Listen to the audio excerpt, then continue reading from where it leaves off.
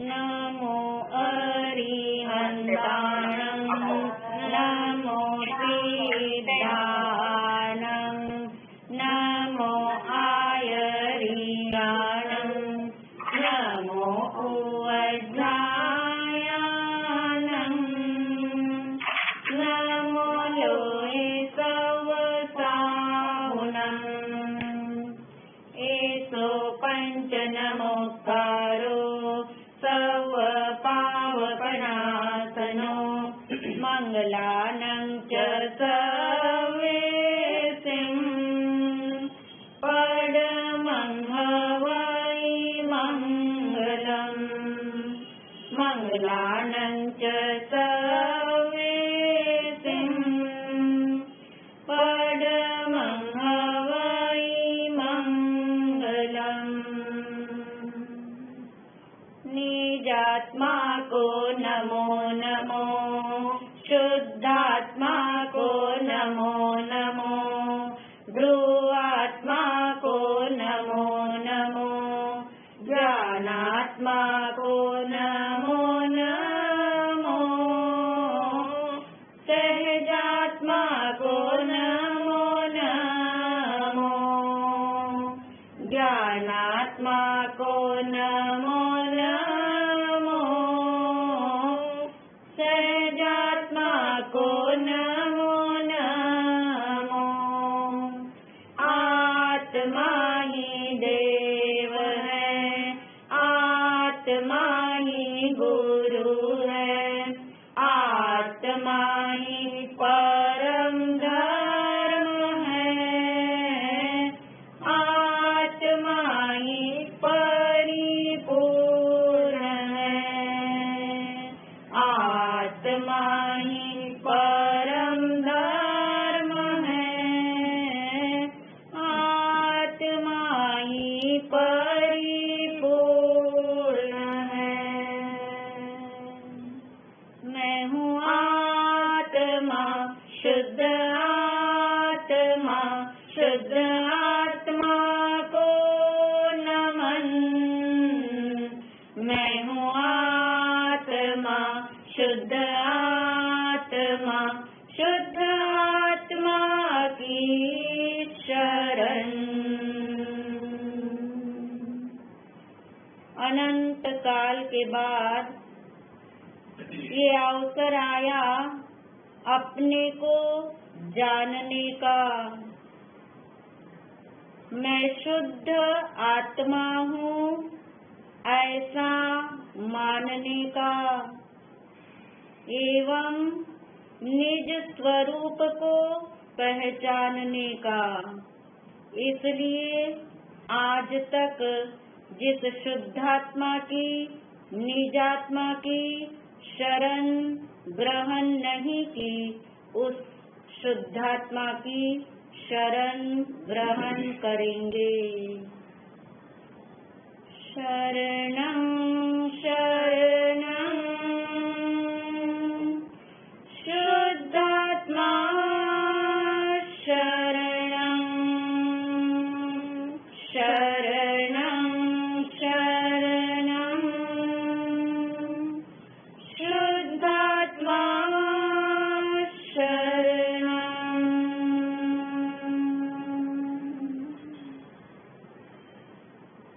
सभी शुद्धात्माओं को अनंत वंदन नमन अपने लक्ष्य से कनेक्ट होने के लिए 30 सेकंड के लिए आंखें बंद कर लीजिए किस उद्देश्य से हम ये सेशन सुन रहे हैं किस कारण से किस लक्ष्य से हम इसे समझ रहे हैं उस लक्ष्य के साथ कनेक्ट होने के लिए शांत चित्त से अंदर की गहराई में उतरते हुए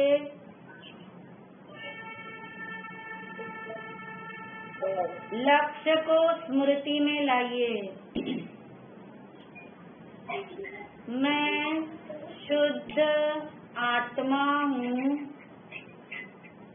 ऐसा मुझे निर्णय करना है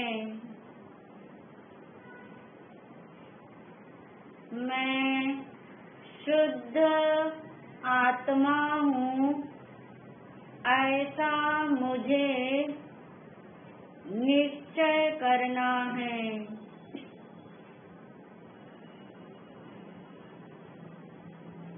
मैं शुद्ध आत्मा हूँ, ऐसा मुझे अनुभव करना है। बारंबार अपने लक्ष्य के प्रति समर्पित हो जाइए। लक्ष्य को स्मृति में रखते हुए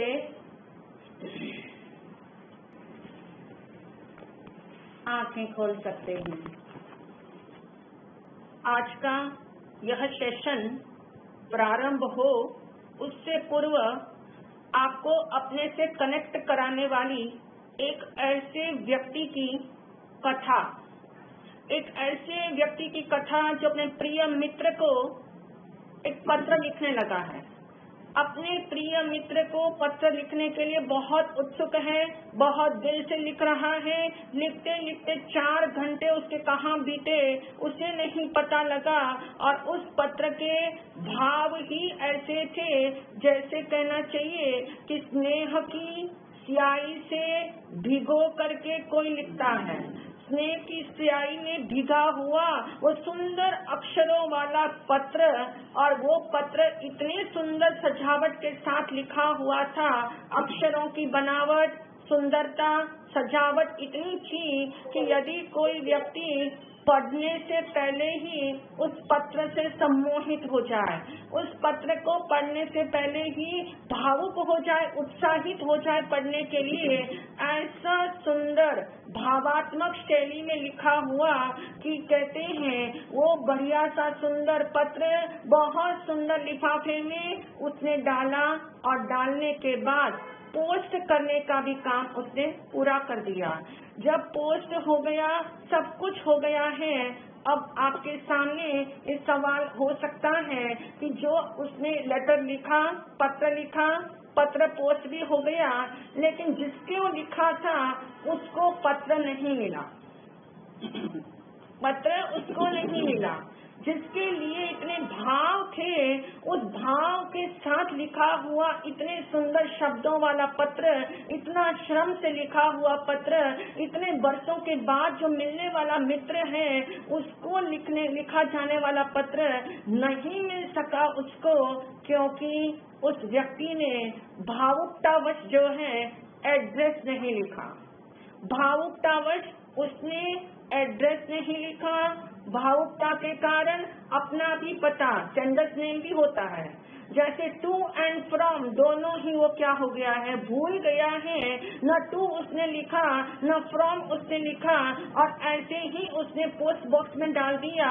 अब हुआ ऐसा कि वह जो है ऐसी सोच में है कि मेरे मित्र को क्या मिल गया होगा, पत्र मिल गया होगा, इंतजार कर रहा है रिएक्शन यानी प्रतिक्रिया जानने की, प्रत्युत्तर पाने की, और उसके लिए वो जो है बहुत बड़ी बात थी उसके पत्र लिखना, और पत्र की प्रतीक्षा के अंदर, प्रत्युत्तर की प्रतीक्षा के अंदर वो अभी भी है।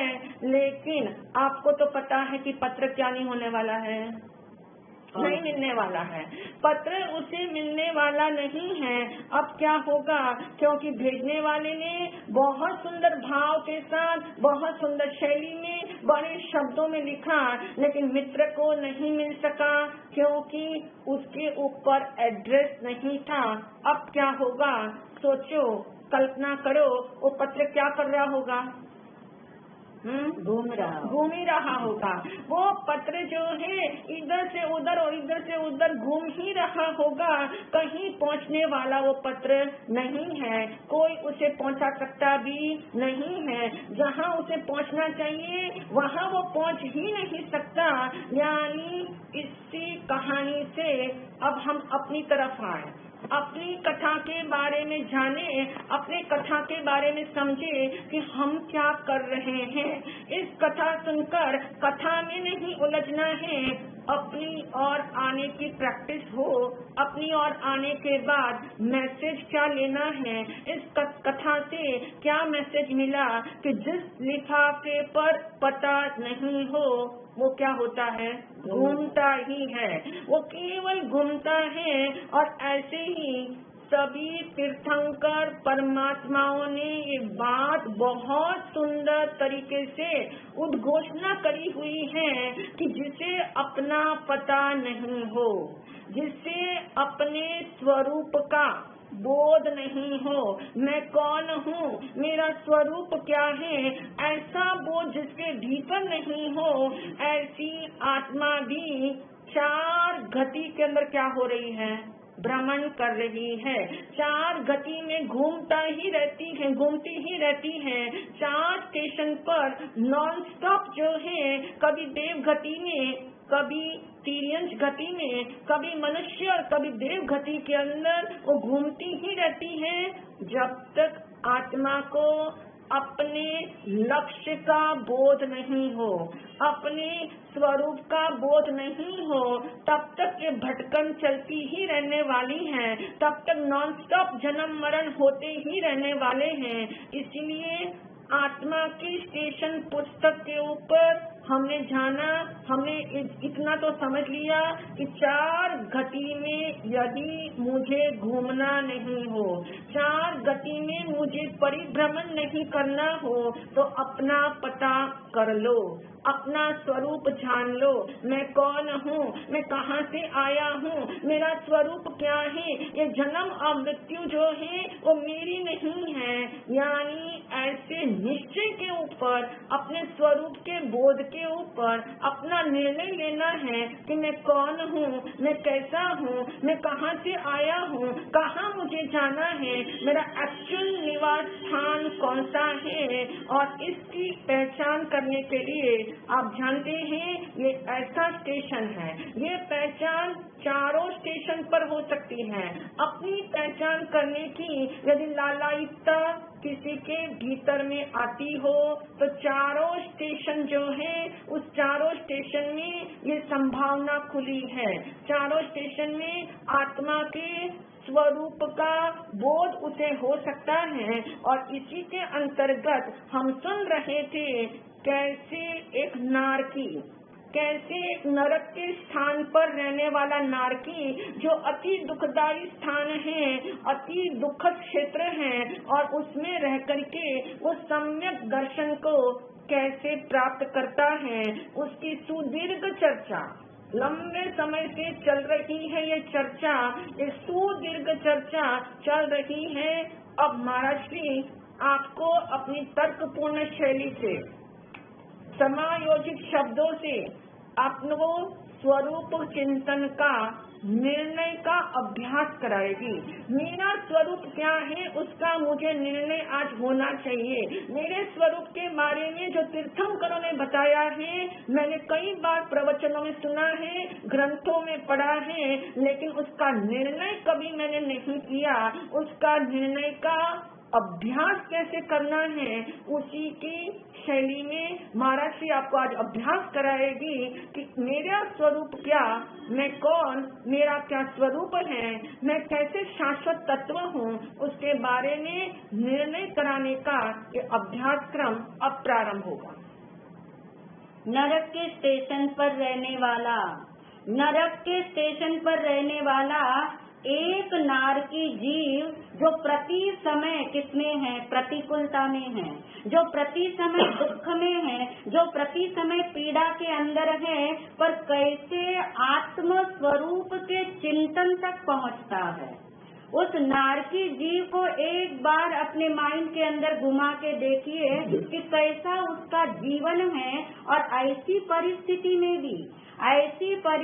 में भी यदि वो ऐसा चिंतन कर सकता है कि स्वरूप तक पहुंच सके, तो हम सब भी यही सुन रहे हैं कि एक नारकी जीव कैसे पहुंचता है आत्म चिंतन तक या स्वरूप चिंतन तक, और हम भी कैसे पहुंच सकते हैं। साथ साथ हमारी एक टैली भी चल रही है, एक यात्रा भी चल रही है, और उस यात्रा के अंतर्गत जितना आपने सुना, जो आपको समझ आया, जितना आपने प्रयोग करके इसको पक्का किया, उसके साथ एक साथ कनेक्टिविटी बिठाने के लिए बस अब जो हम बोलते जाएंगे आप अपने अंदर कनेक्ट करते जाना, रिलेट करते जाना और वहां तक हम पहुंच जाए जहां महाराज जी ने बोला आज स्वरूप के निर्णय का हमें अभ्यास करना है। वो अभ्यास इतना प्रैक्टिकल है, उससे पहले अपने आप को इस चीज से भावित करते जाइए। जितने वाक्य हम लगातार बोलते जाएंगे आप अपने अंदर अब घटित करना, इतना अलर्ट होके घटित करना कि यदि आज तक दुख या प्रतिकूलता में यदि हमारा आत्मचिंतन नहीं घटा हो या घट सकता हो, उन दोनों के लिए वाक्य है कि दुख या प्रतिकूलता में जो चिंता नहीं करते, चिंता पे जोर डाला है, दुख या प्रतिकूलता में जो चिंता नहीं करते वे आत्मचिंतन तक पहुंचते हैं। नंबर 1। नंबर 2, दुख या प्रतिकूलता या पीड़ा आने पर जो दुख की चर्चा नहीं करते वे आत्मचिंतन तक पहुंचते हैं। नंबर 3, कोई दुख, पीड़ा या प्रतिकूलता के आने पर जो सुख या अनुकूलता की तरफ, सुख से मतलब यहाँ सुविधा या अनुकूलता की ओर नहीं दौड़ते वे आत्मचिंतन तक पहुंचते हैं। नंबर 4, दुख आने पर जिसके माध्यम से दुख आया है, जिस निमित्त से दुख आया है, उन्हें जो दोषी नहीं ठहराते वे कहाँ पहुँचते हैं? आत्मचिंतन तक। और नंबर 5 कि जब दुख जीवन में आए उस समय जो कर्मों को नहीं कोसते, एक शब्द इम्पोर्टेंट है इसमें, जो कर्मों को नहीं कोसते, यानी आज तक यदि हमारा आत्मचिंतन घटित नहीं हुआ तो इन 5 में से हमारा एक जगह नंबर है, ये अपने अंदर पक्का कर लो कि आज तक मुझे स्वरूप का चिंतन सुनने को भी मिला होगा, जानने को भी मिला होगा, परंतु मैंने उसको अपने अंदर घटित नहीं किया, क्योंकि कभी तो कर्मों को दोषी ठहराया, कभी निमित्तों को कोसते रहे, कभी चिंता में रहे, कभी चर्चा में रहे और कभी प्रतिकूल को अनुकूल बनाते रहे। अब चलिए नारकी जीव के पास कि एक नारकी जीव आत्मचिंतन तक पहुंचा, क्योंकि में सारे पॉइंट्स आने वाले हैं। ये सारा मैटर हम कलेक्ट करके फिर हम अभ्यास की तरफ जाने वाले हैं। जाना तो हमें अभ्यास की तरफ है, पर ये थोड़ी पूर्व तैयारी जिससे आप सबके माइंड हॉट चाहिए। यदि माइंड हॉट नहीं होंगे इस समय तो जो हम सुन रहे हैं वो सीधा गले नहीं उतरेगा, कहीं न कहीं क्या हो जाएगा, अटक जाएगा। तो एक नारकी जीव आत्मचिंतन तक पहुंचा क्योंकि उसने, अब ये 5 पॉइंट तो हो ही गए, क्योंकि उसने चिंता नहीं की, चर्चा नहीं की, उसने उसे अनुकूल नहीं बनाया, उसने निमित्त को दोष नहीं दिया, उसने कर्मों को नहीं कोसा। तो फिर क्या किया उसने? कर्मफल = विपाक, और इस समय कर्मफल उसका क्या है? दुख है। नारकी जीव का कर्मफल जो सघन रूप से उसके सामने क्या है? दुख है, पीड़ा है, प्रतिकूलता है, वेदना है, जो भी नाम दे दो। तो इस समय नारकी जीव आत्मचिंतन तक पहुंचा क्योंकि वो कर्मफल का यानी विपाक का, दुख का उसने चिंतन किया। नंबर 1 चिंतन उसने कैसा किया वो भी एक बार कनेक्ट हो जाइए, सब कुछ अभ्यास के लिए काम आने वाला है। उसने चिंतन किया कि ये दुख जब नहीं था तब भी मैं था, वो पॉइंट आप याद कर लीजिए, यानी ये दुख कैसा है? अनित्य है। उसने कर्मफल के चिंतन में दुख को अनित्य जाना, और जो अनित्य होता है वो असार होता है ये माना। जानने तक तो पहुंच जाते हैं हम भी, पर मानने तक पहुंचने में जोर लगाना पड़ता है। उसने ये माना कि जो अनित्य है वो असार है, इस सिद्धांत को उसने क्या किया? माना। और जैसे ही, याद रखिए, अनित्यता की, असारता का बोध आज तक जिन्हें भी हुआ, आज तक जिन्हें भी हुआ वे निश्चित रूप से अंतर्मुखी हुए। और यदि हम अभी तक अंतर्मुखी न हो पाते हो तो टटोल लेना अपने अंदर में कि मैंने अनित्यता को तो जाना पर उसे असार माना कि नहीं माना, मेरा कर्मफल का चिंतन सही घटित हो रहा या नहीं हो रहा है। तो वो नारकी जीव अंतर्मुखी बनता है और अंतर्मुखता के अंदर वो जानता है कि जब ये सारा जगत अनित्य है तो नित्य कौन है? नित्य मैं हूँ। मैं नित्य हूँ यानी मैं इस अनित्य के बिना भी रहता हूँ, जिसके बिना भी मैं रहता हूँ। वो सेंटेंस याद कर लीजिए अपने अंदर में। तो मैं नित्य हूँ, मैं नित्य हूँ। यदि मैं नित्य हूँ तो मेरा स्वरूप क्या है? यदि मैं आत्मा हूँ तो मेरा स्वरूप क्या है? इस तरह से एक नारकी जीव कौन से चिंतन तक पहुँचा? स्वरूप चिंतन तक, आत्म चिंतन तक। और वो स्वरूप चिंतन हमने भी जान लिया कि आत्मा का स्वरूप भगवान ने सिर्फ एक शब्द में बता दिया और वो शब्द अब आप कभी भी भूलने वाले नहीं है क्योंकि वो स्वरूप है। वो स्वरूप है, वो भूल ही नहीं सकेंगे। अब आप सुनने के बाद आत्मा का स्वरूप एक शब्द में बताया और जो है ज्ञान, और ज्ञान का मतलब है जानना। अब इसे पक्का करने की आज हमें जरूरत नहीं, ऐसा मैं विश्वास करती हूँ आप लोगों पे।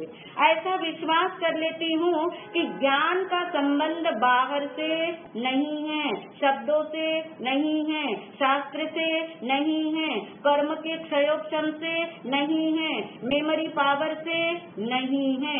या ज्ञान जो स्वरूप है वो स्वरूप है और जानना उसका कार्य है। यहाँ तक की बात आपको समझ आ गई कि जो स्वरूप होता है वो किसी के कारण से नहीं होता, वो कर्म के उदय से नहीं होता, वो कर्म के क्षय से नहीं होता, वो कर्म के क्षयोक्षम से नहीं होता, उसे इन सब की जरूरत नहीं। इसलिए जो स्वरूप है वो सदा है, जो स्वरूप है उसको किसी की जरूरत नहीं, वो किसी के कारण से नहीं होता है। इतना हमने समझा है। अब जो अभी तक जितना हमने सुना ये सारा हमारा समझा हुआ है। ये आपने प्रयोग भी किए हैं, समझा भी है, सुना भी है, इसे पक्का भी किया है। अब जो वाक्य बोलने जा रहे उसको डाइजेस्ट करना। क्या हम जानते हैं कि कई बार समझ आते हुए भी समझ नहीं आ रहा होता है, समझ आते हुए भी फिर थोड़ी देर में लगता है नहीं कुछ नहीं समझ आया मुझे, यानी समझ कर भी क्या समझ आया, समझ कर भी क्या समझ आया। आत्मा का स्वरूप समझने के बाद भी क्या समझ आया, उसके लिए आज थोड़ा अभ्यास करना है हमें। आज थोड़ा अभ्यास करना है, एक एक्सरसाइज करनी है हमें इसकी। और आप पता है आपको कि किसी भी बच्चे को आपने देखा हो या अपने बचपन को याद करके देखो, जब भी कभी कोई अभ्यास करता है, जब भी कभी कोई अभ्यास करता है तो उसके पास 3 चीजें होनी जरूरी है, वरना उसका अभ्यास घंटों भी चले तो वो कार्यकारी सिद्ध नहीं होगा। तो अब हम स्वरूप के निर्णय का अभ्यास करने वाले हैं। फिर से हम स्वरूप के निर्णय का अभ्यास करने जा रहे हैं और अभ्यास से पहले 3 चीजें हमारे साथ चलनी चाहिए। यदि अभ्यास करना है तो नंबर 1 एकाग्रता चाहिए। मैं ये नहीं कह रही कि आप एकाग्रता से नहीं सुन रहे, परंतु फिर से यदि अभ्यास करना है तो एकाग्रता चाहिए, नंबर 1। नंबर 2, एकाग्रता तभी बनती है जब लगन हो कि मुझे सुनना है, मुझे समझना है। आत्मा का स्वरूप एक नारकी जीव को समझ आ गया या उसको स्मृति में आ गया तो मुझे क्यों नहीं समझ आ सकता, ऐसी लगनी अंदर में लगाइए। एकाग्रता हो, लगन हो, और ये लगन और एकाग्रता किसके बेस पे टिकेगी? वो बेस है रुचि। यदि आपको वाकई में इंटरेस्ट हो, वाकई में आपको इंटरेस्ट हो यानी रुचि हो, लगन हो, एकाग्रता हो, तो अब हम सब मिलके हम भी आपके साथ अभ्यास करेंगे। हम सब मिलकर के अब अभ्यास की ओर बढ़ रहे हैं। किसका अभ्यास करना है? स्वरूप का। स्वरूप क्या है? ज्ञान। किसका स्वरूप है? आत्मा का। ज्ञान का कार्य क्या है? जानना। और ये जानना में हमें क्या समझ आया, हमने क्या बुद्धि से निर्णय किया, क्या हमने शब्दों से पकड़ा, क्या हम प्रयोग कर रहे हैं, उसकी आज हमें एक्सरसाइज करनी है। तो इस एक्सरसाइज के लिए कुछ शब्द, कुछ वाक्य आपके सामने आते जाएंगे। एक एक वाक्य आते जाएंगे, उसका पहले आप अच्छे से निर्णय करना, और फिर आज आपको हम बोलने का भी अवसर देने वाले हैं। पर बोलने के अवसर में हम एक विनती आपसे करेंगे कि तब आप थोड़ा ध्यान रखें कि सब लोग एक साथ बोले, ऐसा ना हो। 1 बाय 1 आप बोल सकते हैं, क्योंकि सब लोग तो हमें दिखेंगे नहीं कि जो हैंड रेस किए होंगे और हम नाम बोले, तो उसमें कनिका भी हमें हेल्प करेगी, ताकि हम तरीके से इसको अभ्यास में ला सके। अब अभ्यास के लिए एक एक वाक्य आ रहा है। अभ्यास किसका करना है? स्वरूप। ये मत भूलना।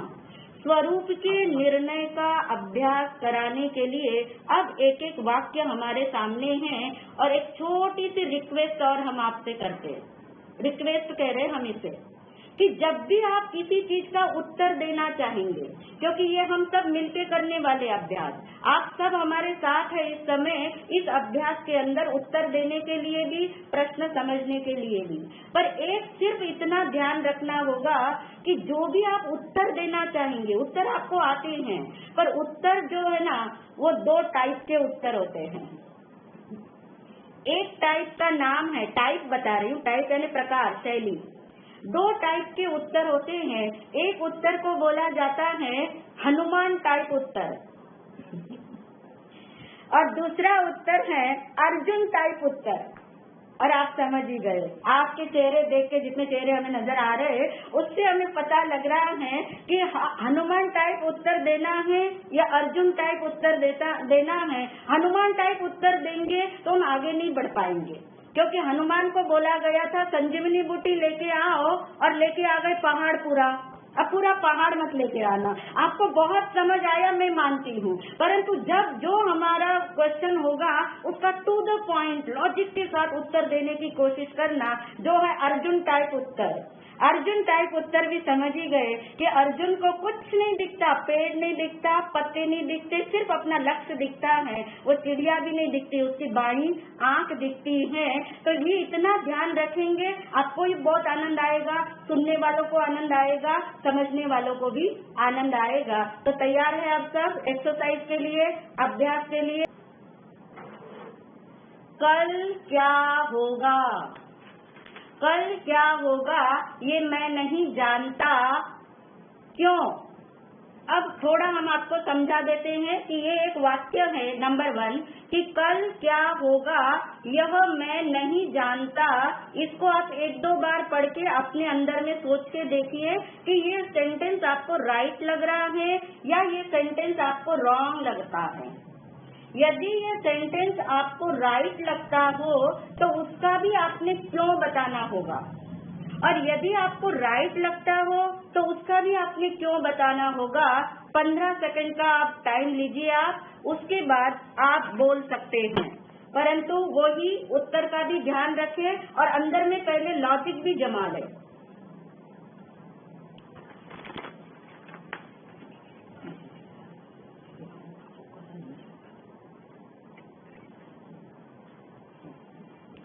हाँ जी, अब जो बोलना चाहे अपने लिए बोल सकते हैं। पहले वो ये बताएंगे हमें कि ये आपको सेंटेंस राइट लग रहा है या रॉन्ग लग रहा है, वो बताएंगे नंबर 1, और फिर उसका क्यों भी बता देंगे।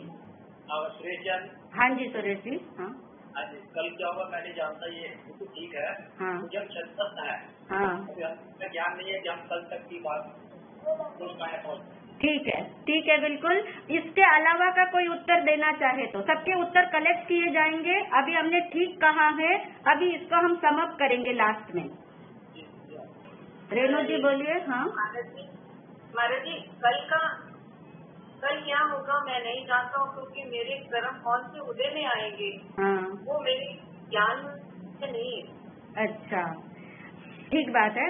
अब देखो मैं आपको एक एंगल देती हूँ सोचने का, क्योंकि आप चले गए कर्म की तरफ। पहले हमने कहा ये स्वरूप निर्णय का अभ्यास है, ये स्वरूप निर्णय का अभ्यास है।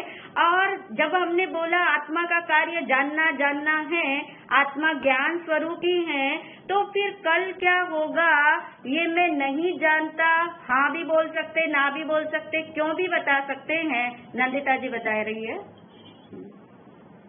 महाराज जी ये सेंटेंस गलत है, क्योंकि जब हम स्वरूप चिंतन कर रहे हैं तो मैं तो त्रिकालिक हूँ। बिल्कुल। तो मेरे लिए न कल है, न आज है, न कल था। बहुत सुंदर, बहुत सुंदर। इसके अलावा और कोई जवाब किन्हीं को आ रहा हो?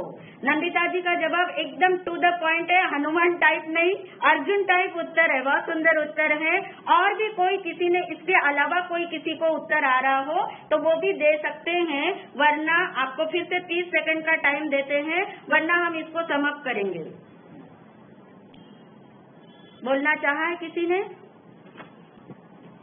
देखिए, कोई भी शंका में ना रहे, ऐसा ना सोचे कि मेरा उत्तर रॉन्ग हो जाएगा या मुझे लॉजिक देना नहीं आता। यहाँ ऐसा कुछ नहीं है। अभ्यास के अंदर कोई मार्किंग थोड़ी हो रही है आपकी, ये तो एक्सरसाइज हो रही है। ये अभ्यास हो रहा है कि हमें क्या समझ आया, समझ कर भी हमें क्या नहीं समझ आया, और समझने से हमें क्या समझ आया।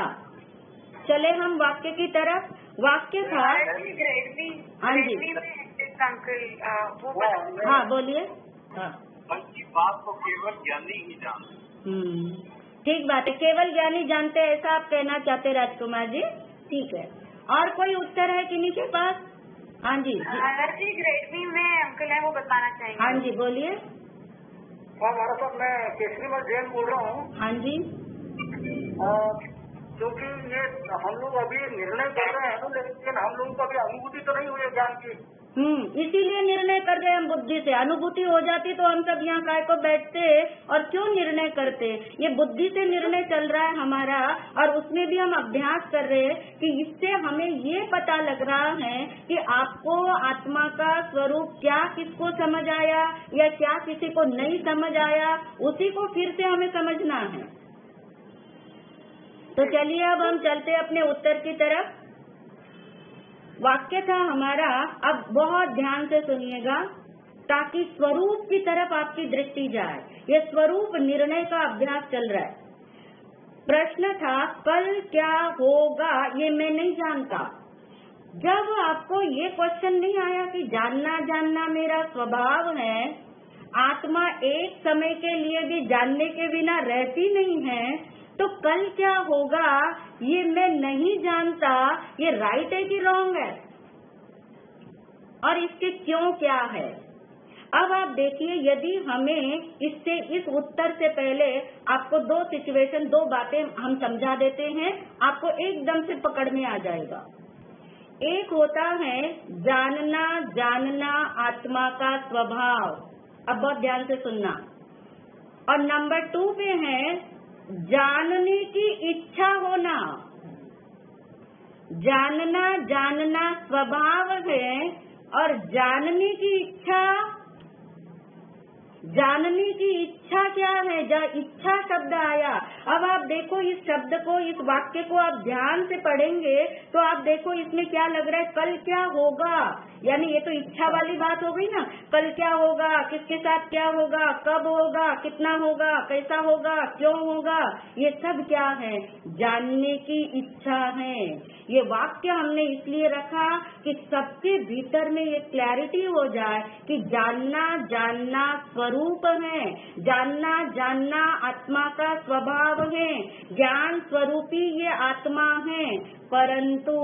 परंतु जानने की इच्छा होना कि मुझे ये जानना है, मुझे ये नहीं जानना है, कल क्या होगा उतना मुझे जानना है, परसों क्या होगा ये मुझे नहीं जानना है, उसके साथ क्या होगा ये मुझे जानना है, उसके साथ क्या नहीं होगा ये मुझे नहीं जानना है।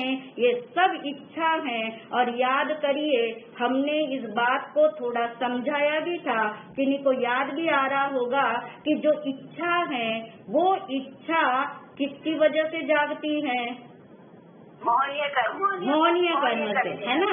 तो जो कर्म के उदय से होगा वो इच्छा वाला होता है, और जो कर्म के उदय से जानने की इच्छा होती है वो मेरा स्वभाव है क्या? वो मेरा स्वरूप है क्या? नहीं। जानना मेरा स्वभाव है, जानने की इच्छा मेरा स्वभाव नहीं है। तो आज पक्का कर लो इस अभ्यास के दौरान कि जानना मेरा स्वभाव है, जानने की इच्छा विभाव है। इसको क्या बोला? विभाव। जानने की इच्छा विभाव क्यों है? क्योंकि कर्म के उदय से जानना हो रहा है, इच्छा आ रही है, यानी जो इच्छा के खाते में जाएगा। अब मान लीजिए कि आपको किसी चीज को जानने की इच्छा आई, या यहाँ पे कोई इसको गलत ना समझ ले इस तरह से कि जानना तो आत्मा का स्वभाव है, तो मैं टीवी देख लूं, सिर्फ जानने का कार्य करूं, मैं खाना खा लूं, सिर्फ जानने का कार्य करूं। यानी ये नहीं, जानने की इच्छा जहाँ पर है वो स्वरूप नहीं है, वो स्वभाव नहीं है। क्यों नहीं है? क्योंकि इच्छा तो समाप्त हो जाएगी। इच्छा क्या होगी? अभी उजागर हुई है, उत्पन्न हुई है। इच्छा नहीं भी पूरी होती है ना तो भी वो चली जाती है, दूसरी इच्छा आ जाती है। यानी इच्छा जो है वो कर्म का उदय है, और कर्म का उदय आत्मा का स्वभाव नहीं हो सकता। इसलिए कल क्या होगा ये मैं नहीं जानता, क्योंकि ये मेरे जानने का टॉपिक, ये तो क्या है? विभाव है। जानना मेरा स्वरूप है, जानने की इच्छा क्या है? विभाव है। जानना त्रैकालिक है। बहुत सुंदर शब्द नंदिता जी ने दिया था। जानना क्या है? त्रैकालिक है। त्रैकालिक का मतलब शाश्वत है, सदा है। इच्छा तो खत्म हो जाएगी, इच्छा फिर दूसरी आ जाएगी। कल क्या होगा? फिर कल का जान लेंगे, फिर परसों क्या होगा? ऐसी इच्छाएं आएगी। तो अब पक्का किया सबने कि जानने की इच्छा विभाव है, जानना स्वभाव है। इसलिए कल क्या होगा ये मैं नहीं जानता, या ये मुझे जानना है। ये दोनों वाक्य किसमें जा रहे? इच्छा में जा रहे, और वो आत्मा का स्वरूप नहीं है। तो स्वरूप का निर्णय हमने पक्का करना है। जानना मेरा स्वभाव है, जानने की इच्छा मेरा स्वभाव नहीं है। नंबर 2 पे चले। अभ्यास क्रम में नंबर 2 सेंटेंस है, अनंत काल तक क्या होगा? अनंत काल तक क्या होगा यह मैं जानता हूँ। देखो कितना पॉजिटिव सेंटेंस है। अनंत काल तक क्या होगा ये मैं जानता हूँ। इसको आपने एस और नो में डाल के उसका क्यों भी अपने अंदर तैयार करना और परफेक्ट उत्तर देने की कोशिश करना, ताकि बहुत जल्दी हम आगे बढ़ सके।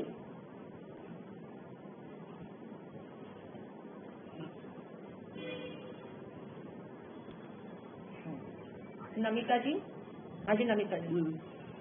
महाराज जी, अनंत काल तक तो जानना होगा, क्योंकि आत्मा का जो ज्ञान है वो हर समय जानता ही है, तो अनंत काल तक चलेगा ये।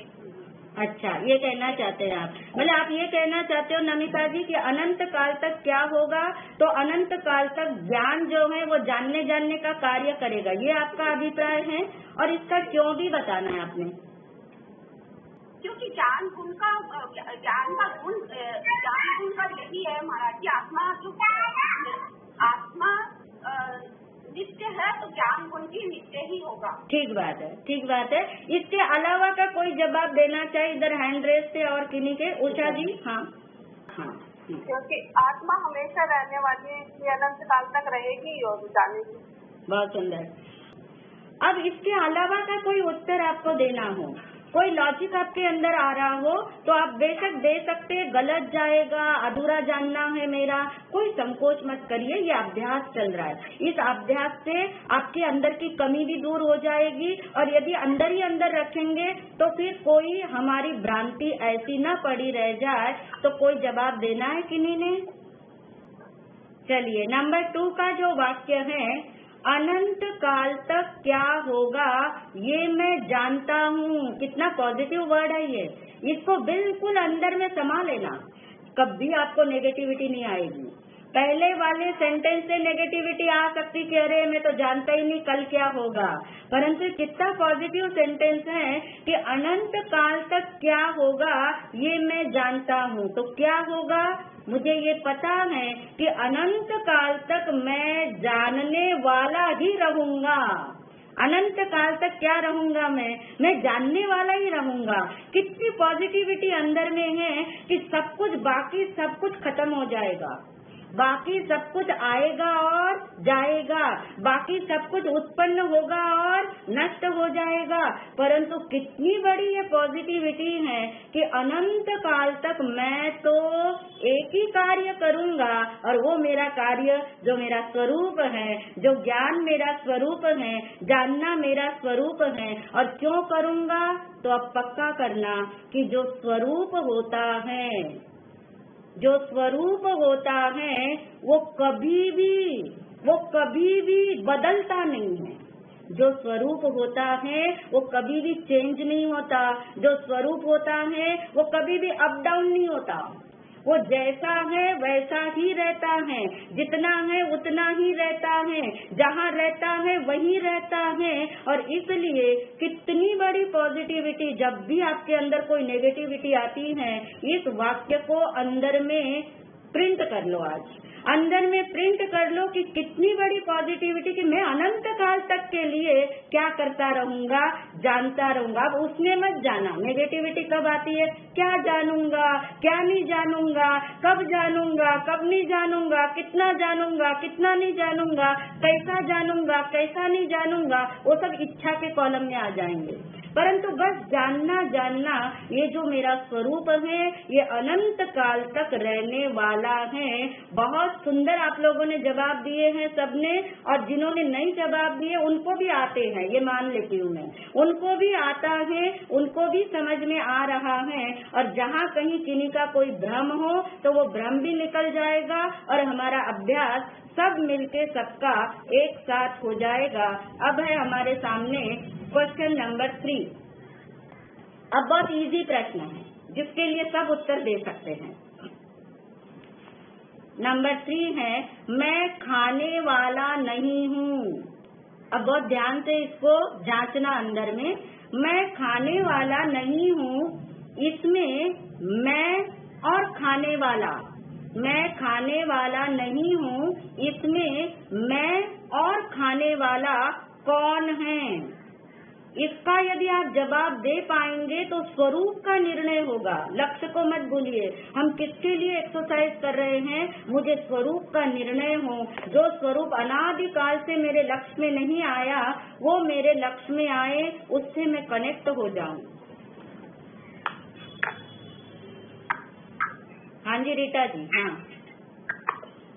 नंदानी महाराजा, मैं यहाँ पर आत्मा हूँ और खाने वाला यहाँ शरीर है, इसके साथ में हम हैं, आत्मा और शरीर साथ साथ है।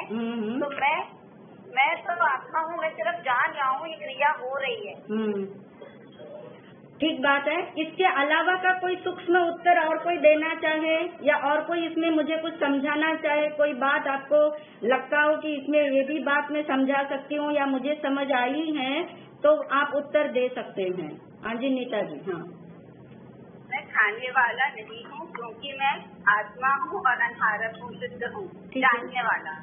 पर खाने वाला कर्म के उदय से प्रकट है, मेरी इच्छा हो रही है और मैं खा रहा। अच्छा, थोड़ी करेक्शन और है, ठीक बात है। और कोई बताएगा इसके आंसर में, कोई कुछ और इससे हटके, इसके अलावा कोई और बताना चाहे? हाँ जी सुनीता जी बोलिए। हाँ महाराज जी, आत्मा निराहारी है और शरीर आत्मा निराहारी है और शरीर आहारी है। आत्मा आहारी, शरीर आहार करता है और निराहारी उसे जानता है। ठीक बात है, ठीक बात है। अब देखिए, हम जो निर्णय कर रहे हैं ना, वो स्वरूप का निर्णय कर रहे हैं। स्वरूप के निर्णय के लिए इसमें और थोड़ा हमें डीप जाना होगा, क्योंकि जो उत्तर अभी तक आपने दिए उसमें मुझे एक प्रश्न है, और प्रश्न ये है कि यदि हम ऐसा कहते हैं कि मैं खाने वाला नहीं हूँ, ये तो करेक्ट है क्योंकि सबको पता है मैं यानी कौन, आत्मा, और आत्मा का स्वरूप खाना नहीं है, ये सबको पता है, यहाँ तक ठीक है। अब जहाँ थोड़ी बहुत गलती या भ्रम या कमी रह जाती है, उत्तर गलत है ऐसा मैं नहीं कह रही, परंतु आगे जब गहरा जाओगे तो अटक जाओगे। अटक कहाँ जाओगे? क्योंकि ये माइंड है, ये लॉजिक मांगेगा, कुछ न कुछ प्रश्न आएंगे आपके भीतर में। जो प्रश्न आया मेरे भीतर भीतर में आपका वाक्य सुन के कि शरीर खा रहा है और आत्मा खाने वाला नहीं है। ये कहना चाहा कि मैं खाने वाला नहीं हूँ, तो मैं अर्थात कौन? तो मैं अर्थात आपने कहा आत्मा जो अनाहारी है और शरीर जो है वो क्या कर रहा है? खा रहा है। अब आप देखिए लॉजिक के साथ, यदि शरीर ही खाने वाला होता तो एक मुर्दे को भी खा लेना चाहिए। आएगा ना लॉजिक आगे जाके कि एक मुर्दे को भी खा लेना चाहिए।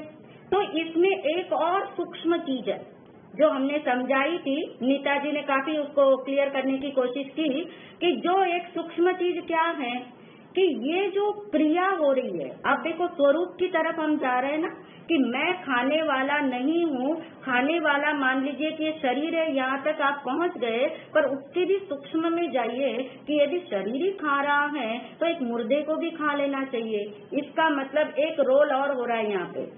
एक जो क्रिया है उस क्रिया के अंदर वो कर्म का उदय, ये स्टेप हम भूल रहे हैं कि ये कर्म के उदय से खाने की क्रिया हो रही है। कर्म के उदय से खाने की क्रिया हो रही है। देखिए कर्म का उदय होता है और वो कर्म का उदय जब प्रकट होता है ना, उसको योग बोलते हैं। उसको क्या बोलते हैं? योग। योग यानी मन, वचन और काया। तो योग जो है वो प्रकट है, जैसे शरीर यहाँ प्रकट है।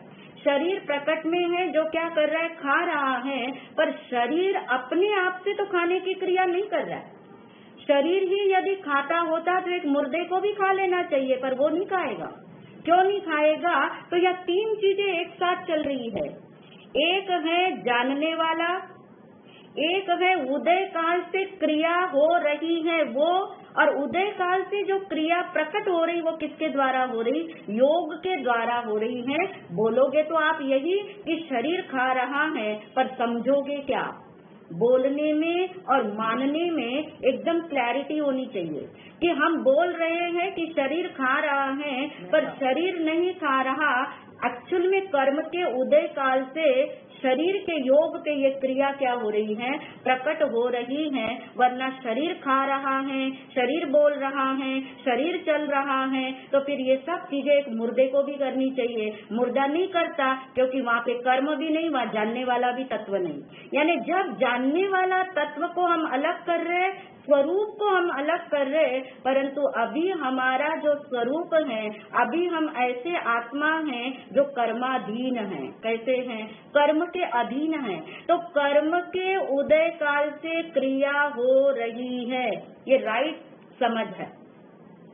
कोई भी कार्य, जैसे हम बोल रहे हैं, अभी आप सुन रहे हैं, तो ये भी क्या है? कर्म के उदय काल से ये क्रिया हो रही है। कर्म का उदय काल क्यों इम्पोर्टेंट किया?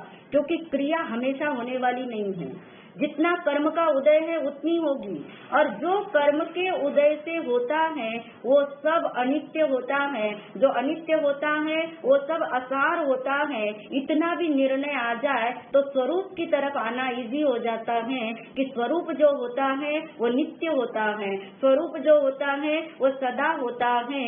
यानी वाक्य गलत नहीं है आपका, परंतु समझ के लिए और गहरा करने के लिए कि कर्म के उदय काल से क्रिया होती है, क्रिया का आदि भी है, क्रिया का अंत भी है, इसलिए वो क्या है? अनित्य है।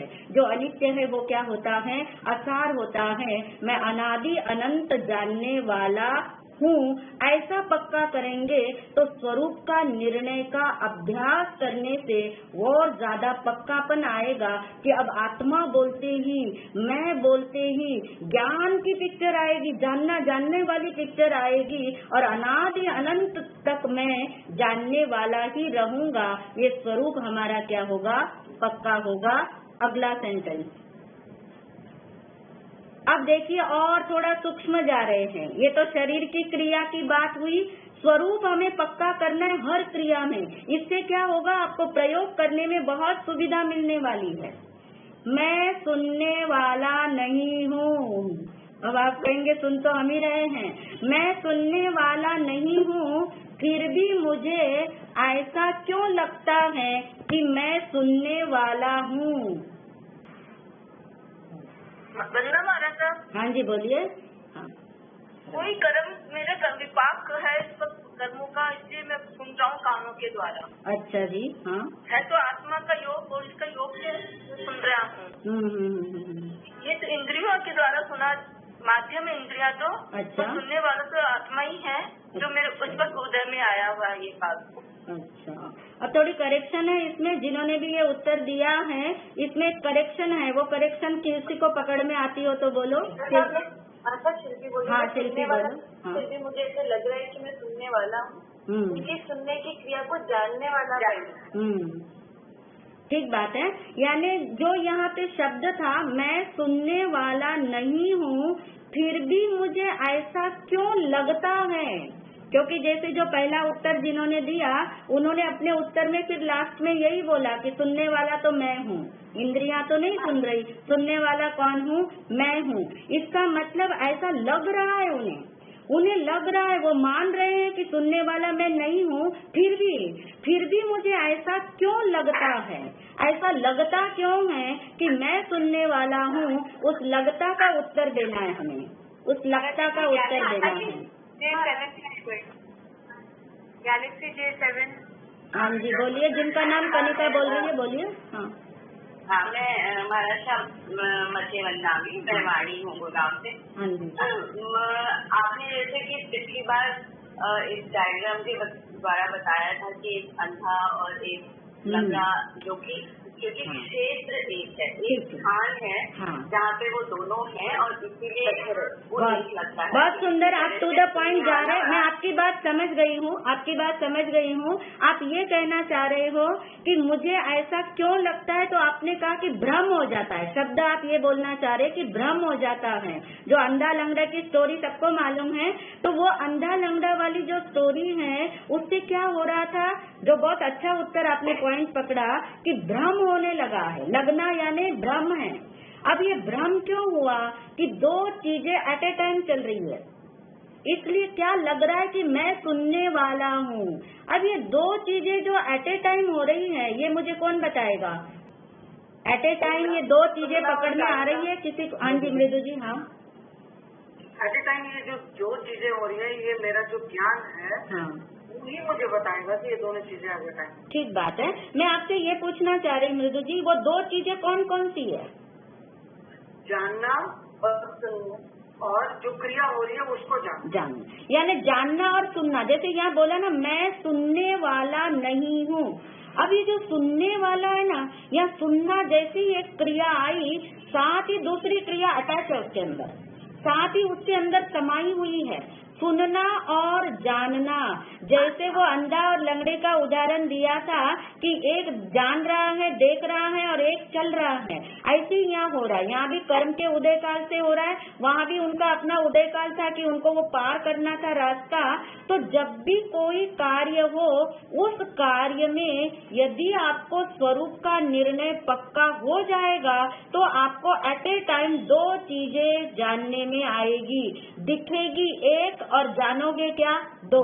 कितना अच्छा मैजिक है ये, बहुत सुंदर मैजिक है। जब आप इसमें जाओगे, आप भूल जाओगे दुनिया को, आपको इतना डूब जाओगे इसके अंदर कि अरे ये कैसा मैजिक है, दिखता एक है और होते दो है। यानी एक को दो में जानने में आ जाए कि ये सुनने की तो क्रिया है और जानना स्वरूप है, ये समझ आ जाए। स्वरूप निर्णय के अभ्यास में क्या समझ आ जाए कि ये सुनना कर्म का उदय काल है, ये सुनना इच्छा से हो रहा है। देखिए, आज आपकी इच्छा न होती तो क्या आप इतनी स्थिरता से इतना घंटा बैठते यहाँ पे? नहीं। यानी ये कर्म के उदय काल से हो रहा है। ये तो क्या है, ये क्रिया है कर्म के उदय काल की, और ये जो जानना क्रिया है वो तो मेरा स्वरूप है। एक स्वरूप है, एक कर्म का उदय काल है। ये दो चीजें एट ए टाइम आपको पकड़ में आ जाए, एट ए टाइम आपको पकड़ में आ जाए, तो कभी आपको फिर लगना वाला शब्द खत्म हो जाएगा। ये लगना बहुत बड़ा भ्रम है। कि मुझे ऐसा लग रहा है मतलब ही क्या है, भ्रम है आपके अंदर, लगना ही बहुत बड़ा भ्रम है। इसलिए मैं सुनने वाला नहीं हूँ, फिर भी मुझे ऐसा क्यों लगता है कि मैं सुनने वाला हूँ, क्योंकि जॉइंट वेंचर चल रहा है। शब्द ये याद रखोगे ना, ये जॉइंट वेंचर में अभी हम हैं, कर्म के साथ हैं, योग के साथ है आत्मा, ये जॉइंट वेंचर भ्रम देता है। इसलिए स्थूल दृष्टि से ऐसा लगता है कि मैं सुनने वाला हूँ, परंतु सूक्ष्म दृष्टि से जानोगे तो समझ आ जाएगा स्वरूप। सुनना मेरा कार्य नहीं, सुनना कर्म का उदय काल है, और मैं कौन हूँ, मैं जानने वाला हूँ। यानी बहुत अच्छी क्लैरिटी आप लोग दे रहे हो स्वरूप की। अच्छा लग रहा है सुन के कि सबको पकड़ में आ रही है चीजें, समझ में आ रही है चीजें, और अभ्यास हम इसका पक्का करते जाएंगे। अब एक प्रश्न है, अब जो आपके सामने आएगा प्रश्न, वो थोड़ा सूक्ष्म है। ये तो सब शरीर वाले पे हमने अभ्यास कराया आपको, इससे आपको प्रयोग के अंदर जो आपके भ्रम हो रहे हैं ना, वो सारे भ्रम निकल जाएंगे। अब देखिए प्रश्न बहुत सूक्ष्म है। नंबर 5, मुझे क्रोध आया है, मुझे क्रोध आया है, इसे स्वरूप के आधार पर कैसे समझे? अगर ये आपको पकड़ में आ गया ना इस समय, फिर तो आप सिर्फ शरीर की क्रियाओं में ही स्वरूप को नहीं पकड़ोगे, आप राग द्वेष ये सब जो जिसको हम विकल्प विकार बोलते हैं, उसमें भी आपको पकड़ में आएगा। ये बहुत ही सेंटेंस ऐसा है जो हमें समझ में आ ही जाना चाहिए। आज जिन्हें समझ में आ रहा हो वे इसका उत्तर अवश्य दे सकते हैं। मतलब मुझे जब क्रोध आ रहा है, जब हमें जैसे को फीलिंग, जैसे हमने उसको अनुभव किया, तो जो उसको जानने वाला है वो मैं हूँ, पर जो आ रहा है वो कर्म के उदय से आता है। बहुत सुंदर, वो आएगा और वो जाएगा। बहुत सुंदर पॉइंट पकड़ा है। हाँ, मेरे अंदर वो नहीं है। इसके अलावा का कोई जवाब, कोई पॉइंट रह गया हो शिल्पी का और आपको समझ आ रहा हो, और किसी के हैंड रेज हो, किसी ने अपने आप को अनम्यूट किया हो, तो हम उनके लिए 15 सेकंड का टाइम देते हैं। हाँ जी, नंदा जी हैं। हाँ जी, बोलिए। के उदय के कारण, हाँ, साई के उदय के कारण हमें क्रोध आता। हाँ, वो तो बताया ना शिल्पी ने, कर्म के उदय से आ रहा है। तो कर्म कौन सा, मोहनीय कर्म बोल दो, कषाय बोल दो, वो तो कर्म के उदय से आ रहा है। पर अब देखिए स्वरूप समझने के लिए में अगर हम इसमें मेरा स्वरूप मेरा स्वभाव नहीं, हाँ स्वभाव ही नहीं है, मेरा जानना का स्वभाव नहीं है। हाँ, अब आप देखिए, मुझे क्रोध आया, किसी ने कहना है और कुछ या करे समझ इसको। अब ध्यान से देखना, इसको जितना समझने में आपको अच्छा सा आ जाएगा आज के दिन, आप देखिए प्रयोग करना और स्वरूप को पकड़ना दोनों कितना इजी हो जाएगा। वाकई में ये चीजें इजी है, ये चीजें बहुत सरल हैं। बस थोड़ा सा अटेंशन दीजिए, थोड़ी रुचि अपनी बढ़ाइए और थोड़ी लगन अपनी तेज करिए, आपको सबको समझ आने वाला है। अब सेंटेंस ही बताता है, मुझे क्रोध आया है। अब मुझे का मतलब शरीर को आया है क्या? नहीं, शरीर को क्रोध आया है? नहीं आया। अब मुझे क्रोध आया यानी किसको क्रोध आया है? मुझे क्रोध आया है, इसको स्वरूप के आधार पे समझना। अपना लक्ष्य मत भूलो, क्योंकि उत्तर तो बहुत सारे आपके पास, बहुत सारे हमारे पास, पर हमारा जो अभ्यास चल रहा है, जो एक्सरसाइज कर रहे हैं, किसके लिए कर रहे हैं? स्वरूप समझ में आना चाहिए। आज तो स्वरूप इतना समझ में आएगा कि नींद में भी आपको स्वरूप समझ में आने वाला है कि ये जो सो रहा है वो कौन है, जिसे नींद नहीं आ रही वो कौन है, मेरा स्वरूप क्या है। सपने में भी आपको स्वरूप ही दिखने वाला है। आज दिखेगा पक्का, यदि आप इस तरफ ध्यान दोगे। मुझे क्रोध आया है, इसका मतलब एक बात का निर्णय और पक्का करते हैं कि जो राग द्वेष का भाव है, क्रोध मान माया लोग को हम क्या बोलते, राग द्वेष। ये जो राग द्वेष का भाव है, ये कहाँ पैदा होता है? ये शरीर में पैदा होता है क्या? नहीं, पक्का है ना इतना तो, शरीर में पैदा नहीं हो रहा। ये जो क्रिया थी खाने की, बोलने की, चलने की, ये तो योग पे आपको दिखाई दे रही थी, परंतु ये जो राग और द्वेष के भाव हैं, इसको कोई जड़ नहीं कर रहा। नंबर 1, ये जड़ की प्रॉपर्टी नहीं है राग द्वेष के भाव। राग द्वेष के भाव हम जानते हैं वो विभाव हैं, पर विभाव भी करने वाला कौन है? आत्मा ही है। विभाव भी करने वाला कौन है? आत्मा ही है, कोई किसी को कराने वाला नहीं है। यानी राग द्वेष के भाव आत्मा में ही पैदा हुए हैं, क्योंकि भाव तो आत्मा की प्रॉपर्टी है, शरीर की प्रॉपर्टी नहीं है, जड़ की प्रॉपर्टी नहीं है। मन भी जड़ है, मन की प्रॉपर्टी ये नहीं है भाव, परंतु भाव किसकी प्रॉपर्टी है? आत्मा की। यानी भाव जो उत्पन्न होगा, चाहे कर्म के उदय काल से हुआ है, राग द्वेष क्रोध मान माया लोभ किसके उदय काल से हुए हैं? कर्म के उदय काल से हुए हैं। कर्म के उदय काल से हुए हैं, इसलिए वो मेरा स्वरूप नहीं है। हुए तो किसमें है? आत्मा में। परंतु क्या मुझे क्रोध आया तो मैं क्या क्रोधी हो गया? एक गिलास के अंदर किसी ने लाल रंग का शरबत भरा। अब ध्यान से सुनना, एक गिलास के अंदर किसी ने लाल रंग का शरबत भरा, तो क्या गिलास लाल हो गया? नहीं महाराज। लाल दिख रहा है कि नहीं दिख रहा? दिख रहा है। यानी लाल दिख रहा है पर लाल हुआ नहीं है। अब लाल यानी क्रोध समझ लो। मुझे क्रोध आया है, मुझे क्रोध आया है, पर मैं क्रोधी हुआ नहीं हूँ, क्योंकि मैं क्रोध को जानने वाला हूँ। मैं क्रोध को जानने वाला हूँ। कर्म के उदय काल से क्या आया है? क्रोध आया है। यानी ग्लास लाल नहीं हुआ। इसका लॉजिक आपके पास क्या है? क्योंकि मान लो लाल रंग का शरबत आप निकाल देते हैं ग्लास में से, एक कांच का ग्लास है उसमें से निकाल देते हो और आप पीले रंग का शरबत भर देते हो, तो फिर क्या होता है? ग्लास लाल होता है, ग्लास पीला होता है। इसका मतलब लाल शरबत डालने से ग्लास लाल हुआ नहीं था, लाल दिखता था, क्योंकि संयोग था। ऐसे ही क्रोध मान माया लोभ राग द्वेष और जितने भी विकार है कर्म के उदय से जो आते हैं, उसमें दिखता है, लगता है, दिखता है। मुझे क्रोध आया, मुझे अहंकार आया, तो अब जैसे ही आपको पता लगे मुझे क्रोध आया, क्योंकि सबसे पहले अपने को ही पता लगेगा कि मुझे क्या आया? क्रोध।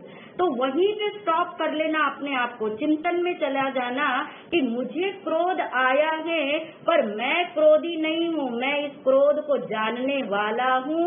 ये क्रोध कर्म के उदय से आया है, ये क्रोध चला जाएगा और आप देखोगे आप स्वरूप की तरफ आना सीखोगे। मुझे क्रोध आया है, इसे स्वरूप के आधार पे समझना है। शब्द कौन सी मुख्यता है? स्वरूप। अब मुझे अहंकार आया या मुझे और कोई चीज माया कपट का भाव आया, ये जितने भी भाव है, विकारी भाव जितने भी भाव हैं, वो सारे भाव आत्मा की प्रॉपर्टी है, विभाव है, आत्मा में हो रहे हैं, फिर भी आत्मा का स्वरूप नहीं है। ये उस समय पक्का करना कि ये क्रोध मेरा स्वरूप नहीं है, ये कर्म के उदय काल से आया है, ये जाने के लिए ही आया है और मैं इसे जानने वाला। क्योंकि जैसे सुनने वाले में आपने दो चीजें करी ना, ऐसे जो क्रोध आया इसमें भी आप दो करो। एक है क्रोध की क्रिया आने की, है ना, और एक है जानने वाला।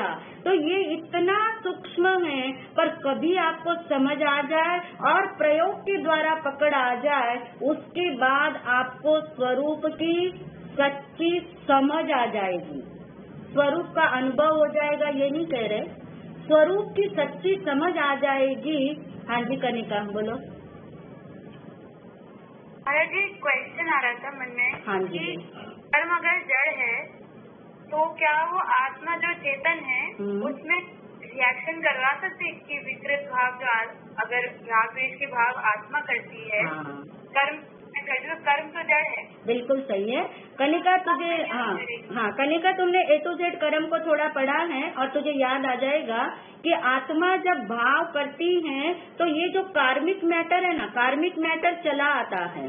कार्मिक मैटर अपने आप से नहीं चला आता, अपने आप से नहीं चला आता, क्योंकि वो तो क्या है, जड़ है ना, वो जड़ है। तो आत्मा जो कर्म से बंध जाती है, क्योंकि कर्म भी कैसे आए, आत्मा ने जो विभाव कहते हैं हम, जो भाव विभाव किया, शुभ अशुभ भाव किया, तो उसकी वजह से ही कर्म आए ना। और जब कर्म आत्मा के साथ एक मेक हो गए, एक मेक शब्द बोल रहे, एक रूप नहीं बोल रहे, एक मेक हो गए हैं, तो वो अपने टाइम पे अपने आप फल देने वाले हैं। जैसे आपने कोई खाना खाया, मान लीजिए कर्म को छोड़ दे, अभी तो खाने को ले लो। जैसे ही तुमने कोई भोजन किया, खाना खाया, अब इसको पता है क्या डाइजेस्ट करने के लिए उस खाने को पता है। जैसे मान लो तुम्हें सिर दर्द हुआ, तुमने टैबलेट ली, तो उस टैबलेट को पता है कि तेरे सिर को ही ठीक करना है, पैर को नहीं ठीक करना है। अब जैसे तुझे ये समझ आ रहा है ना, तो जड़ में ज्ञान नहीं है, परंतु वो जड़ संपर्क में आ गया, किसके, चेतना के साथ संपर्क में आ गया, और भावों के द्वारा संपर्क में आ गया। सदा के लिए नहीं आया, जाने के लिए आया है, इसलिए वो स्वरूप हमारा नहीं है। और जो कर्म है वो अपने आप फल क्यों दे सकते हैं, क्योंकि जब वो बंधे हैं, वो कितनी डिग्री के हैं, कितनी स्थिति के हैं, वो सब तुमने A to Z में पढ़ा है, तो उसके आधार पे ये क्रियाएं चलती हैं। परंतु स्वरूप में हमें इतना याद रखना है, कर्म ज्यादा बंधे, गुस्सा ज्यादा आए, गुस्सा कम आए, परंतु मेरा स्वरूप जानना है, मेरा स्वरूप करना नहीं है। करना ये जो हुआ आया, और मान लीजिए किसी दिन आपने गुस्सा किसी पे उतार भी दिया, उस समय तो स्वरूप याद नहीं रहा, तभी तो गुस्सा उतारा।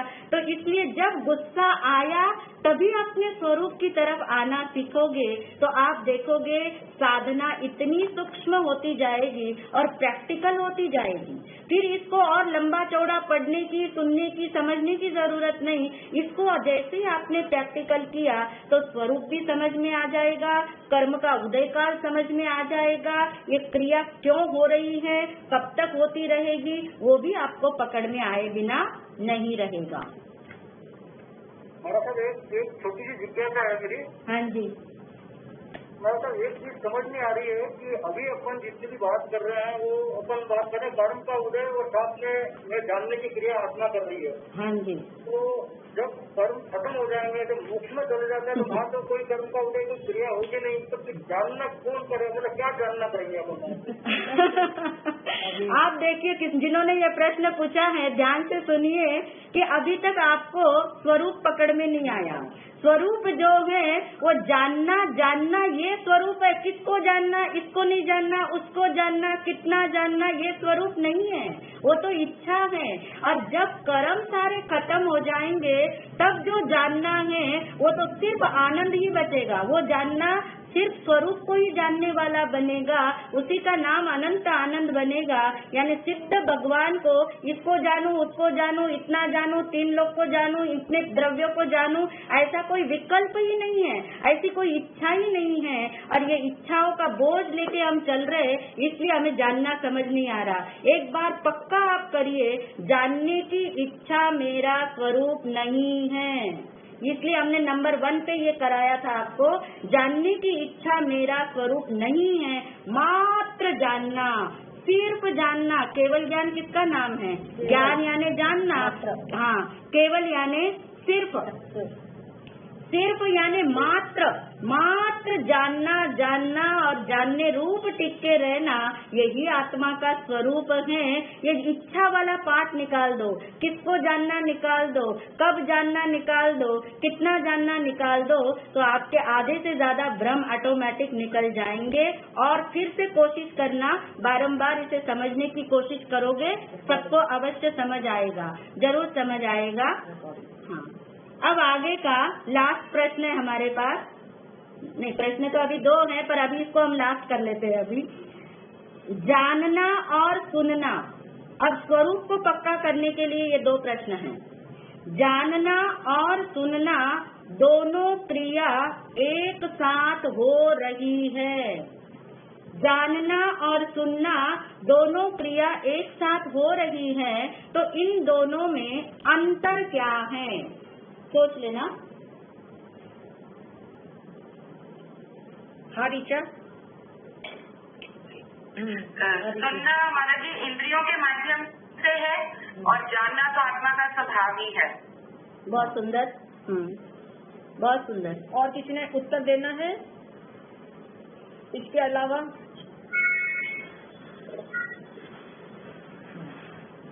समझ आ रहा है सबको? ये एकदम इजी क्वेश्चन रखा है हमने।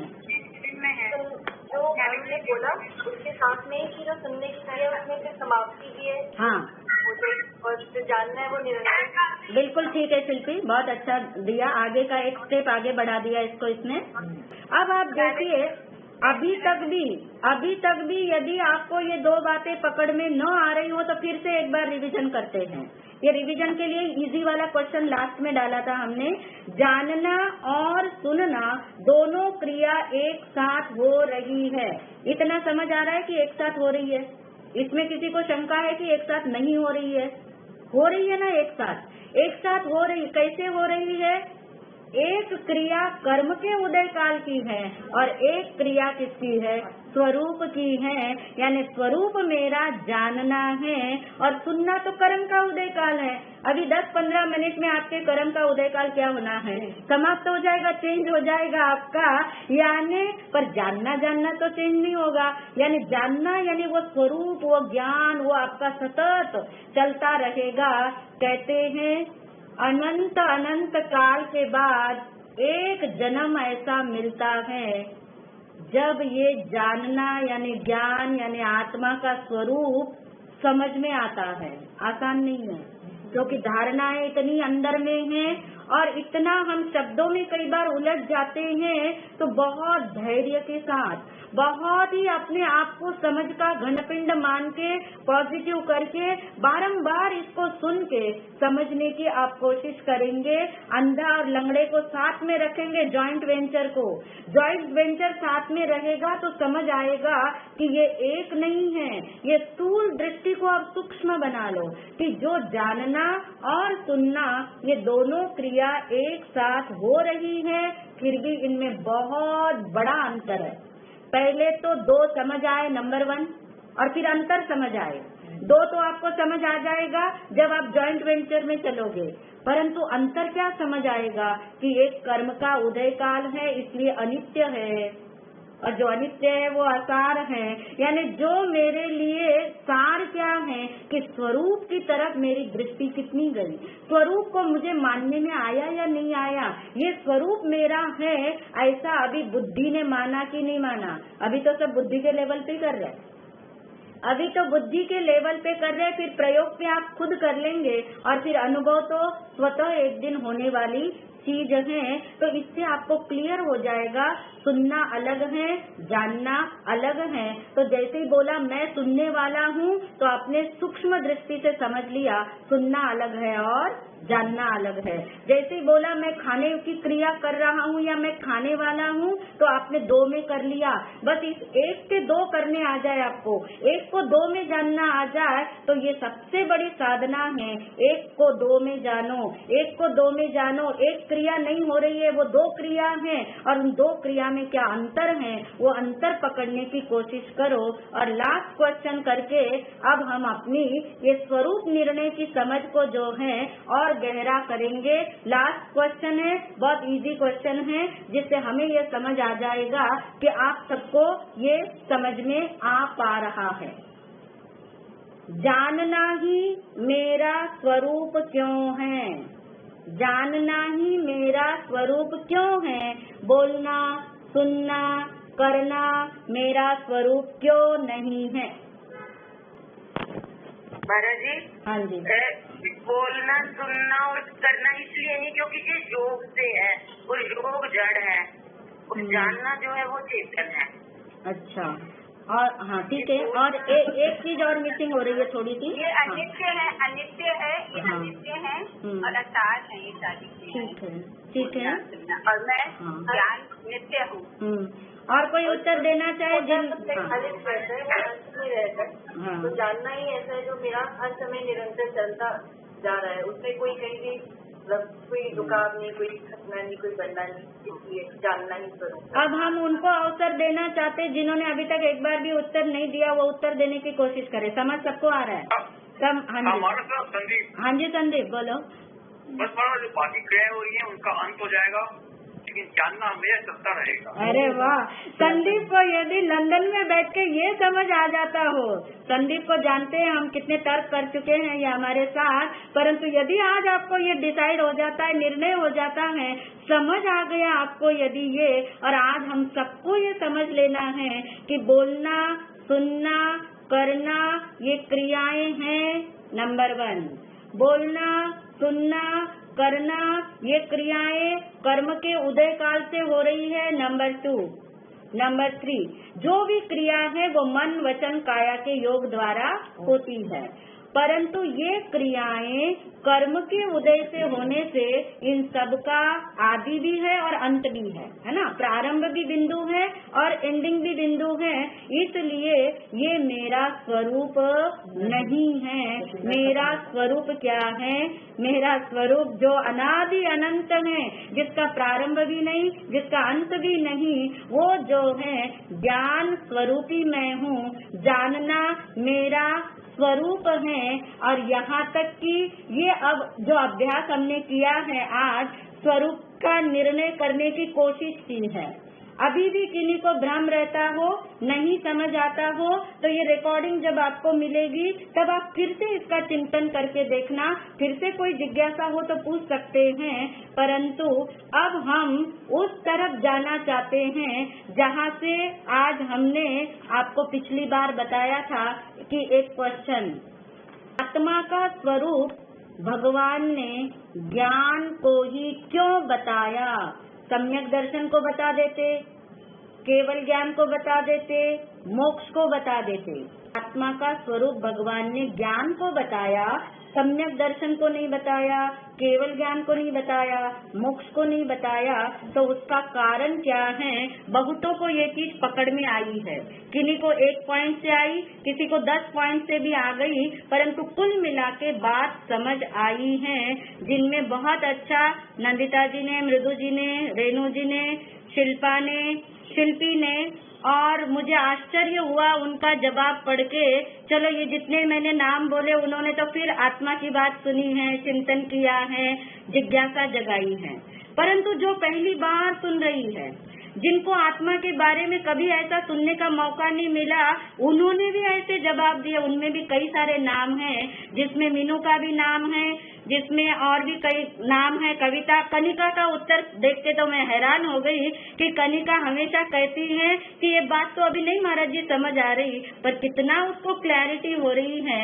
अब इसके अंदर जितने भी नाम और जितने भी आपके जवाब आए, उनमें से हमें ये समझ आया कि आप लोगों को ये समझ आया कि ज्ञान जो है वो आत्मा का स्वरूप क्यों बताया, और सम्यक दर्शन, केवल ज्ञान और मोक्ष क्यों नहीं बताया।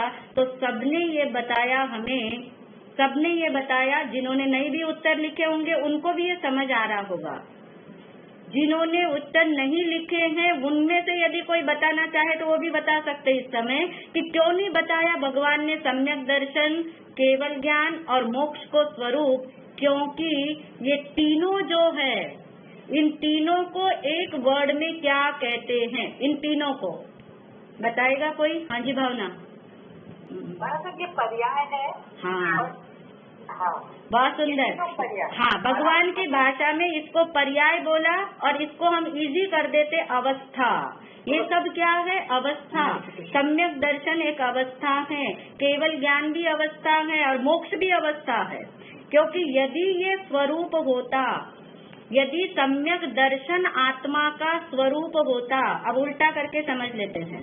सम्यक दर्शन यदि आत्मा का स्वरूप होता, या ज्ञान यदि केवल ज्ञान यदि आत्मा का स्वरूप होता, या मोक्ष यदि आत्मा का स्वरूप होता, तो आपको पता है स्वरूप के साथ 3 कंडीशन होती है। बस ये 3 कंडीशन समझ लेंगे और फिर हम समापन की ओर जाएंगे। 3 कंडीशन होती है स्वरूप के साथ कि ज्ञान को ही क्यों स्वरूप बताया? क्योंकि जो स्वरूप होता है वो everyone में होता है, हर एक में होता है, सब में होता है, सभी आत्माओं में होता है। निगोद की आत्मा में भी वो स्वरूप, सिद्ध भगवान की आत्मा में भी वो स्वरूप, मनुष्य हो, नरक हो, चींटी मकोड़ा, कोई भी किसी की भी आत्मा हो, एवरीवन के अंदर वो स्वरूप होना चाहिए, समान रूप से सब में होता है। अब आप देखिए सम्यक दर्शन को स्वरूप क्यों नहीं बताया होगा? सम्यक दर्शन सब में है। अभी इस समय सभी अनंत आत्माओं में सम्यक दर्शन है? नहीं है।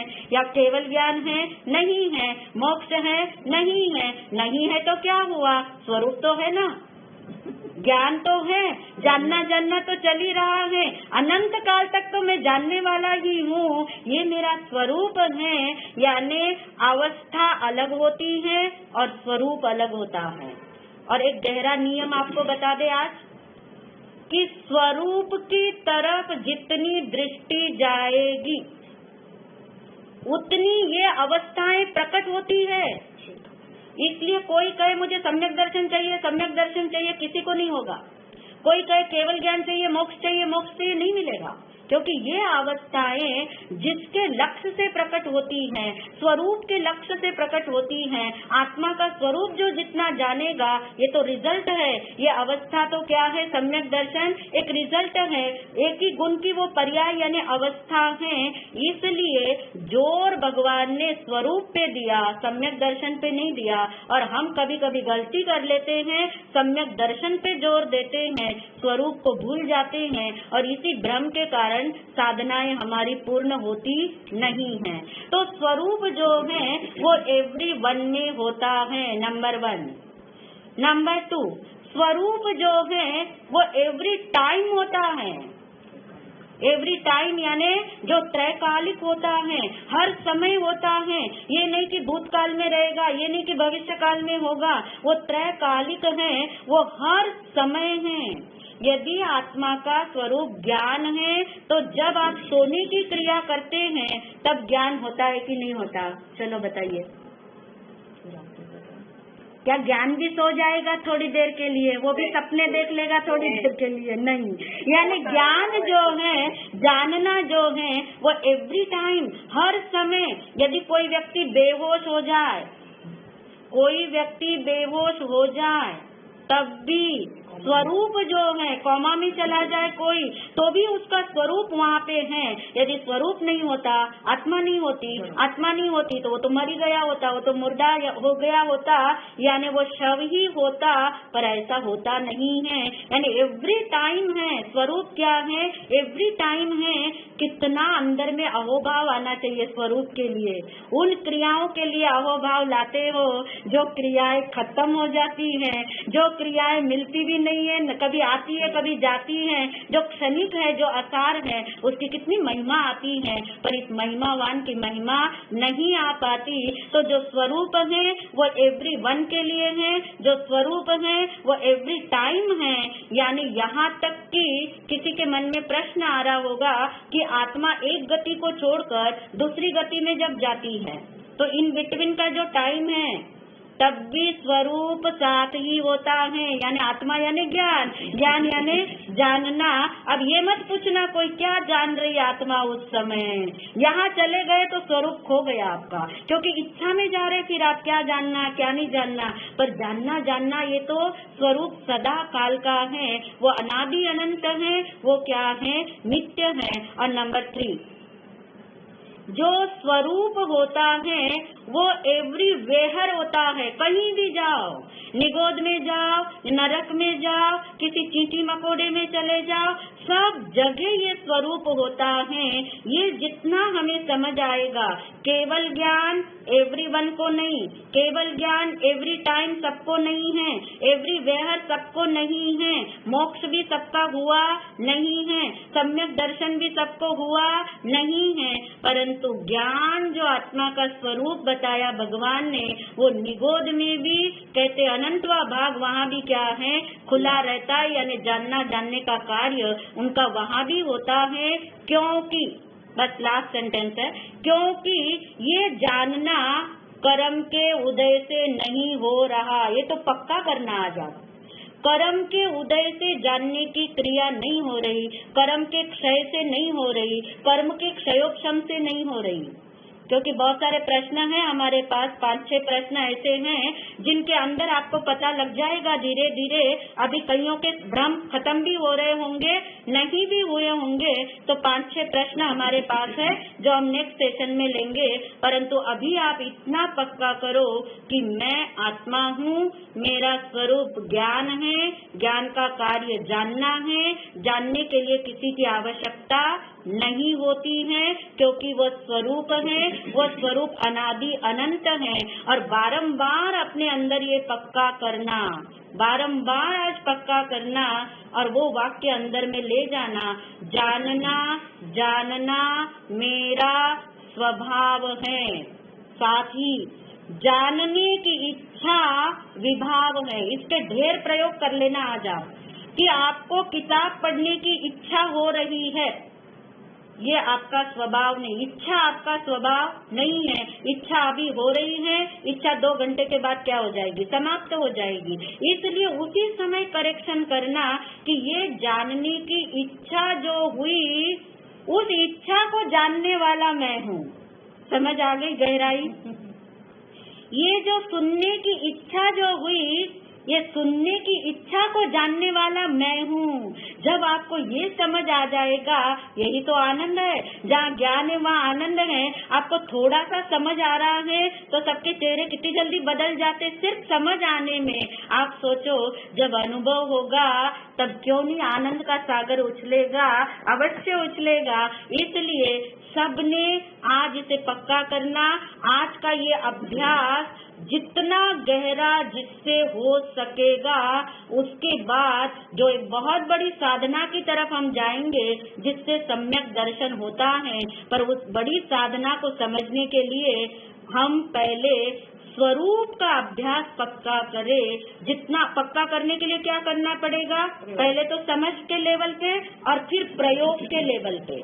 जितना प्रयोग के लेवल पे आप पक्का करते जाओगे, अब प्रयोग कैसे करना आपको पता है। जैसे अभी हमने बोला कि खाने की इच्छा हुई, साथ ही याद आए, क्योंकि है ना 5 बज रहे, किसी को खाने की इच्छा हो रही होगी, खाने की इच्छा हो रही है, ये आपको जानने में आया। परंतु इच्छा ये कर्म का उदय काल, ये इच्छा हुई, इसे जानने वाला जो है वो अनादि अनंत है। मैं ये हूँ, मैं ये नहीं हूँ। ऐसा अभ्यास जितना जितना गहरा आप करते जाएंगे उतना आप पाओगे हम स्वरूप के नजदीक हैं। और एक बार स्वरूप का बल मिलने लग जाए, फिर आप देखिए साधना में, आत्म साधना में किक लगती है।